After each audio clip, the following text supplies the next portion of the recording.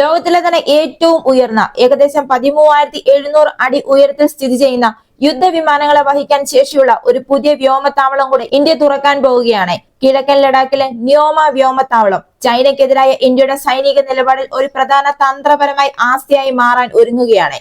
ഏകദേശം 2025 ഒക്ടോബറോടെ അടിയന്തര ലാൻഡിംഗ് ശേഷിയും 2026 തുടക്കത്തോടെ പൂർണ്ണമായ യുദ്ധവിമാന പ്രവർത്തനങ്ങളുമാണ് ഇവിടെ നടക്കാൻ പോകുന്നത്. എന്തുകൊണ്ട് ഈ വ്യോമത്താവളം ചൈനയ്ക്കെതിരായ ഇന്ത്യയുടെ സൈനിക നിലപാട് എന്ന് പറയാൻ കാരണം എന്താണെന്ന് നോക്കിയാൽ യഥാർത്ഥ നിയന്ത്രണ രേഖയിൽ നിന്ന്, അതായത് LACയിൽ നിന്ന് 30 മുതൽ 50 കിലോമീറ്റർ വരെ അകലെയാണ് ഇത് സ്ഥിതി ചെയ്യുന്നത്. ഈ മേഖലയിലെ അതിർത്തിയോടെ ഏറ്റവും അടുത്തുള്ള യുദ്ധവിമാന പ്രവർത്തന താവളമാണിത്. തുടക്കത്തിൽ ഹെലികോപ്റ്ററുകൾക്കും C-130J പോലുള്ള പ്രത്യേക ഓപ്പറേഷൻ വിമാനങ്ങൾക്കും വേണ്ടി ഉപയോഗിച്ചിരുന്ന ഒരു അഡ്വാൻസ് ലാൻഡിംഗ് ഗ്രൗണ്ട് ആയിരുന്ന ന്യോമ ഇപ്പോൾ വലിയൊരു പരിവർത്തനത്തിനാണ് വിധേയമായിരിക്കുന്നത്.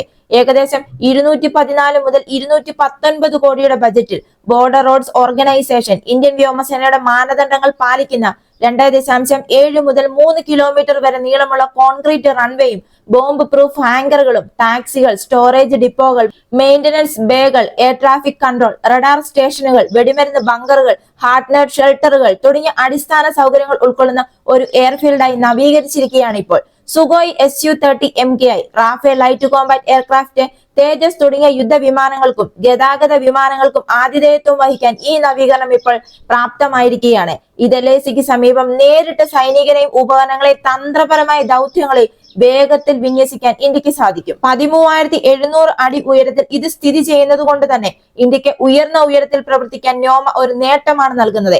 ഉയരം കാരണം എഞ്ചിൻ പേലോഡ് പരിമിതികൾ നേരിടുന്ന ടിബറ്റൻ പീഠഭൂമിയിലെ ചൈനീസ് വ്യോമത്താവളങ്ങളുമായി താരതമ്യപ്പെടുത്തുമ്പോൾ ന്യോമയുടെ സ്ഥാനം സുസ്ഥിരമായ ഉയർന്ന വേഗതയിലുള്ള പ്രവർത്തനങ്ങൾക്കും വേഗത്തിലുള്ള പ്രതികരണ സമയത്തിനുമാണ് ഏറ്റവും കൂടുതൽ പ്രയോജനം ചെയ്യുന്നത്.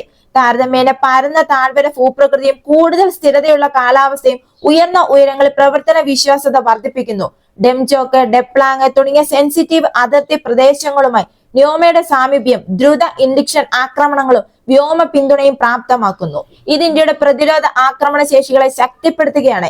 2020 ഗാൽവാൻ വാലി സംഘർഷത്തിൽ ഈ താവളം നിർണായകമായ ലോജിസ്റ്റിക് പങ്കുവഹിച്ചിരുന്നു. 10,000 സൈനികരെയും ഹെവി ഉപകരണങ്ങളെയും വ്യോമമാർഗം കൊണ്ടുപോകാൻ ഇവിടെയായിരുന്നു സഹായിച്ചത്. 2026 തുടക്കത്തിൽ പൂർണ്ണമായും ഇത് പ്രവർത്തനക്ഷമമാകുമ്പോൾ ലഡാക്കിലെ ഇന്ത്യയുടെ മൂന്നാമത്തെ യുദ്ധവിമാന പ്രവർത്തന വ്യോമത്താവളമായിരിക്കും ന്യോമ. ഹെലിപോർട്ട് വിപുലീകരണങ്ങളും പീഠഭൂമിയിൽ എയർ സ്ട്രിപ്പ് പരിമിതികളും നേരിടുന്നതിലൂടെ ചൈനയ്ക്ക് വ്യക്തമായ തന്ത്രപരമായ സൂചന ഇപ്പോൾ ഇത് നൽകുന്നുണ്ട്. ഇത് യുദ്ധവിമാനങ്ങൾക്കും ഗതാഗത വിമാനങ്ങൾക്കും മാത്രമല്ല, ആളില്ലാ യുദ്ധ ആകാശ വാഹനങ്ങൾക്കും, അതായത് UCAVകൾക്കും ആക്രമണ ഹെലികോപ്റ്ററുകൾക്കും സൗകര്യമൊരുക്കും. ഇത് ഇന്ത്യയുടെ ഉയർന്ന ഉയരത്തിലുള്ള പ്രതിരോധ ദ്രുത പ്രതികരണ അടിസ്ഥാന സൗകര്യങ്ങൾ ശക്തിപ്പെടുത്തും. ഇന്ത്യയുടെ വിശാലമായ അതിർത്തി അടിസ്ഥാന സൗകര്യ വികസനത്തിലും LACയിലെ പ്രതിരോധ സന്നദ്ധതയിലും ഈ വ്യോമത്താവളം നിർണായക പങ്കുവഹിക്കും. ഇത് ഈ വിദൂര പർവ്വത പ്രദേശങ്ങളിൽ സൈനിക സിവിലിയൻ കണക്ടിവിറ്റി വർദ്ധിപ്പിക്കും. ഹിമാലയത്തിലെ ഇന്ത്യയുടെ വ്യോമശക്തിയുടെ ഒരു മൂലക്കല്ലായി ന്യോമ എയർബേസ് പ്രതിനിധീകരിച്ചിരിക്കുകയാണ് ഇപ്പോൾ. ദ്രുതവിന്യാസം, പ്രതികരണ സമയം, ചൈനയുമായുള്ള LACക്ക് സമീപം സുസ്ഥിരമായ ഉയർന്ന ഉയരത്തിലുള്ള പ്രവർത്തനങ്ങൾ എന്നിവയാണ് മെച്ചപ്പെടാൻ പോകുന്നത്. കിഴക്കൻ ലഡാക്കിൽ ഇന്ത്യയുടെ തന്ത്രപരമായ നിലപാട് ഇപ്പോൾ ശക്തിപ്പെടുകയാണ്.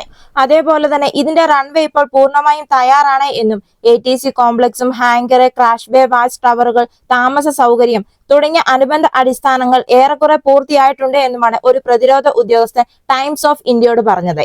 കഴിഞ്ഞ 5 വർഷമായി LACയിൽ സ്വന്തം ഉയർന്ന ഉയരത്തിലുള്ള വ്യോമത്താവളങ്ങൾ ചൈന അതിവേഗം നവീകരിച്ചുകൊണ്ടിരിക്കുകയാണ്. ഇങ്ങനെ ചൈന നവീകരിച്ചുകൊണ്ടിരിക്കുന്ന വ്യോമത്താവളങ്ങളിൽ J-20 സ്റ്റെൽത്ത് ഫൈറ്ററുകൾ, ബോംബറുകൾ, ഡ്രോണുകൾ, നിരീക്ഷണ വിമാനങ്ങൾ എന്നിവ ഉൾപ്പെടെയുള്ള നൂതന വിമാനങ്ങളുമുണ്ട്. ഈ സംഭവ വികാസങ്ങൾക്കിടയിലാണ് ഇത്രയും ഉയർന്ന പ്രദേശങ്ങളിൽ, പ്രത്യേകിച്ച് പ്രതിസന്ധി ഘട്ടങ്ങളിൽ ദ്രുത സൈനിക വിന്യാസവും ലോജിസ്റ്റിക് പിന്തുണയും മെച്ചപ്പെടുത്താൻ ന്യോമയ്ക്ക് കഴിയുമെന്ന് ഇന്ത്യ പ്രതീക്ഷിക്കുന്നത്. ഇതുകൂടാതെ ഡെംചോക്ക് മേഖലയുമായുള്ള ന്യോമയുടെ സാമീപ്യം ഇതിന്റെ തന്ത്രപരമായ മൂല്യം വർദ്ധിപ്പിക്കും. കാരണം ഈ ഡെംചോക്ക് ഫണൽ എന്നറിയപ്പെടുന്ന ഈ പ്രദേശം ലഡാക്കിലെ LACയിലെ യന്ത്രവൽകൃത യുദ്ധത്തിന് അനുയോജ്യമായ ചുരുക്കം ചില ഭാഗങ്ങളിൽ ഒന്നാണ്. അതേപോലെ തന്നെ യൂറോപ്യൻ യൂണിയൻ വിട്ടതിന് ശേഷം UK ഉണ്ടാക്കിയ ഏറ്റവും വലുതും സാമ്പത്തികവും പ്രാധാന്യമുള്ളതും ഒരു വ്യാപാര കരാറാണ് ഇന്ത്യയും UKയും തമ്മിൽ ഇപ്പോൾ നടത്തിയിരിക്കുന്നത് എന്നാണ് UKയുടെ പ്രധാനമന്ത്രി കെയർ സ്റ്റാർമർ ഇപ്പോൾ പറഞ്ഞിരിക്കുന്നത്. India UK സ്വതന്ത്ര വ്യാപാര കരാറിനെ യൂറോപ്യൻ യൂണിയൻ വിട്ടതിന് ശേഷമുള്ള ഏറ്റവും വലിയ വ്യാപാര കരാർ എന്നാണ് അദ്ദേഹം വിശേഷിപ്പിച്ചിരിക്കുന്നത്. ലണ്ടനിൽ നിന്ന് 50 കിലോമീറ്റർ വടക്കു പടിഞ്ഞാറായി സ്ഥിതി സ്ഥിതി ചെയ്യുന്ന ബ്രിട്ടീഷ് പ്രധാനമന്ത്രിയുടെ ഔദ്യോഗിക വസതിയായ ചെക്കേഴ്സിൽ വെച്ചാണ് രണ്ട് പ്രധാനമന്ത്രിമാരും, അതായത് ഇന്ത്യൻ പ്രധാനമന്ത്രിയും UK പ്രധാനമന്ത്രിയും ചേർന്ന് ഈ FTAയിൽ ഒപ്പുവെച്ചത്. ഇരു രാജ്യങ്ങൾക്കും കോടിക്കണക്കിന് വ്യാപാര നിക്ഷേപ അവസരങ്ങൾ തുറക്കുന്നതിന് ഈ FTA വഴിയൊരുക്കും എന്നാണ് പ്രതീക്ഷിക്കുന്നത്. ബ്രിട്ടീഷ് സർക്കാരിന്റെ അഭിപ്രായത്തിൽ ഈ വ്യാപാര കരാർ വിപണി പ്രശ്നം ഗണ്യമായി മെച്ചപ്പെടുത്തുകയും ഉഭയകക്ഷി വ്യാപാരം പ്രതിവർഷം ഏകദേശം $33 ബില്യൺ വർദ്ധിപ്പിക്കുകയും ചെയ്യും. അത് ജൂലൈ 24 പ്രധാനമന്ത്രി നരേന്ദ്രമോദിയുടെ ദ്വിദിന സന്ദർശന വേളയിൽ ഇന്ത്യയും UKയും ഒരു ചരിത്രപ്രധാനമായ വ്യാപാര കരാറിലാണ് ഒപ്പുവെച്ചത്. തുണിത്തരങ്ങൾ മുതൽ വിസ്കി, കാറുകൾ വരെയുള്ള സാധനങ്ങൾക്ക് വലിയ താരിഫ് ഇളവുകൾ നൽകിക്കൊണ്ട് പരസ്പരം വിപണികളിലേക്ക് കൂടുതൽ പ്രവേശനം നൽകുന്നതിനാൽ തന്നെ ഈ കരാർ ഇരു രാജ്യങ്ങളും തമ്മിലുള്ള വ്യാപാരത്തിന് ഗണ്യമായ ഉത്തേജനമാണ് നൽകുന്നത്. ഏകദേശം 3 വർഷത്തിലേറെ നീണ്ടുനിന്ന ചർച്ചകൾക്ക് ശേഷമാണ് ഇപ്പോൾ ഈ കരാറിന് അന്തിമ തീരുമാനമായിരിക്കുന്നത്. ഈ വർഷം മെയ് മാസത്തിലാണ് വ്യാപാര കരാറിനുള്ള ചർച്ചകൾ അവസാനിച്ചത്. ലോകത്തിലെ 5ാമത്തെയും 6ാമത്തെയും വലിയ സമ്പദ് വ്യവസ്ഥകൾ തമ്മിലുള്ള കരാർ 2040 ആകുമ്പോഴേക്കും വ്യാപാരം $34 ബില്യൺ വർദ്ധിപ്പിക്കാനാണ് ശ്രമിക്കുന്നത്. 2024 ഇരു രാജ്യങ്ങളും തമ്മിലുള്ള കരാർ എന്ന് പറയുന്നത് ഏകദേശം $21.9 ബില്യൺ ആയിരുന്നു. ഈ കരാർ ഇന്ത്യയുടെ വളർച്ചയുടെ ഒരു പുതിയ ഘട്ടത്തിലേക്ക് ഇന്ത്യയെ എങ്ങനെ നയിക്കും? അതായത് പാലുൽപ്പന്നങ്ങൾ, പച്ചക്കറികൾ, ആപ്പിൾ, പാചക എണ്ണകൾ, ഓട്സ് തുടങ്ങിയ സെൻസിറ്റീവ് ഘടകങ്ങളെ ഇത് സംരക്ഷിക്കും. അതോടൊപ്പം തന്നെ UK $37.5 ബില്യൺ കാർഷിക വിപണിയിലേക്ക് ഇന്ത്യൻ കർഷകർക്ക് മുൻഗണനാ വിപണി പ്രവേശനം ഉറപ്പാക്കാനും ഈ കരാർ സഹായിക്കും. അതേപോലെ തന്നെ ഈ കരാർ എന്ന് പറയുന്നത് ഇന്ത്യയിലെ മത്സ്യത്തൊഴിലാളികൾക്കും ഒരു വലിയ പ്രചോദനമായിരിക്കും.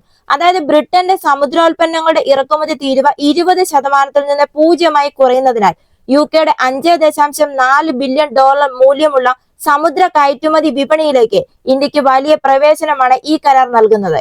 അതേപോലെ തന്നെ തുണിത്തരങ്ങൾ, വസ്ത്രങ്ങൾ, രാസവസ്തുക്കൾ, അടിസ്ഥാന ലോഹങ്ങൾ തുടങ്ങിയ പ്രധാന മേഖലകളുടെ ഇറക്കുമതി തീരുവ 0% കുറയ്ക്കുന്നതിന് ഈ FTA സഹായിക്കും.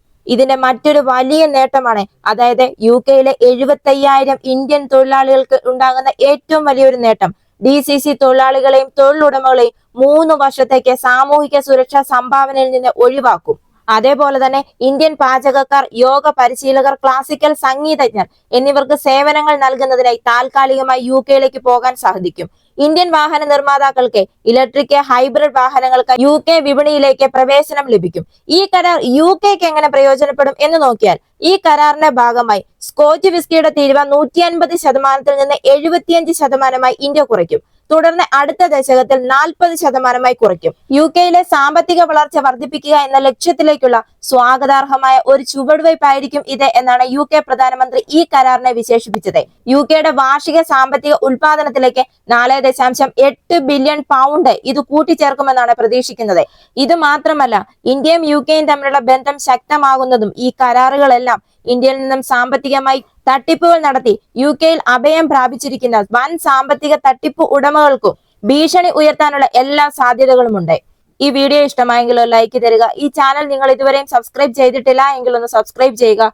മറ്റൊരു വീഡിയോയുമായി വീണ്ടും കാണാം.